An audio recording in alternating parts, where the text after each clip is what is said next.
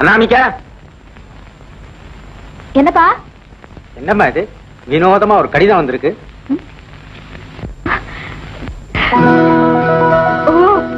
Fantastic.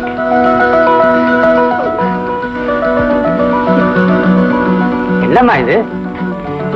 இது கங்கம்மா கிட்ட இருந்து வந்திருக்க லெட்டர். கங்கம்மாவா? யார் அது? ஏதோ பத்திரத்துல ரேக வைக்கிற மாதிரி ரேக வச்சு அனுப்பியிருக்க. உன் கிளாஸ்மேட் யாராவது கலாட்டா பண்ணிருக்காங்களா? கங்கம்மா என் கிளாஸ்மேட் இல்லப்பா, ஒரு ஆதிவாசியோட மனைவி. நான் ஜவந்தி மலைக்கு போயிருந்தப்போ அவ எனக்கு ரொம்ப ஃப்ரெண்ட் ஆயிட்டாப்பா.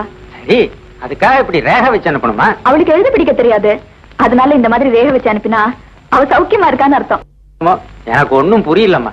எனக்கு புரியுதுப்பா. 1000 வார்த்தைகள் சொல்லாத விஷயத்த இந்த விரல் ரேக சொல்லுதுப்பா. உண்மையான அன்ப இந்த லெட்டர் சுமந்து வந்திருக்கு.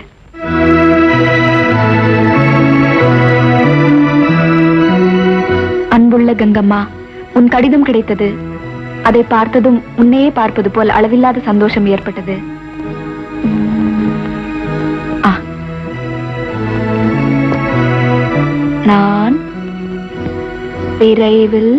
நான் விரைவில் உன்னை சந்திக்கிறேன்.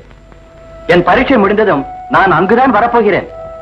ஜவந்தி மலையை விட்டு வந்ததிலிருந்து உன் நினைவாகவே இருக்கிறேன். கான்ட்ராக்ட்காரன் பின்னால் பலியாடு போல போன உன் எதிர் வீட்டு பெண்ணையும் என்னால் மறக்க முடியவில்லை.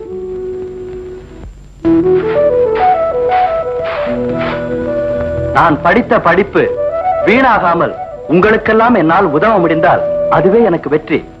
ராசுவை விசாரித்ததாக சொல்லவும் மற்ற விஷயங்களை நேரில் சந்தித்து பேசுவோம்.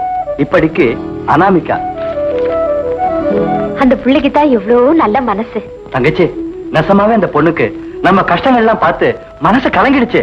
அதனாலதான் இங்கேயே வரன்னு எழுதியிருக்கு. வரட்டுனே, அது நம்ம கூட தான் இருக்க போகுது. அது மூலியமாவது நம்ம கஷ்டம் எல்லாம் விடிட்டுமே.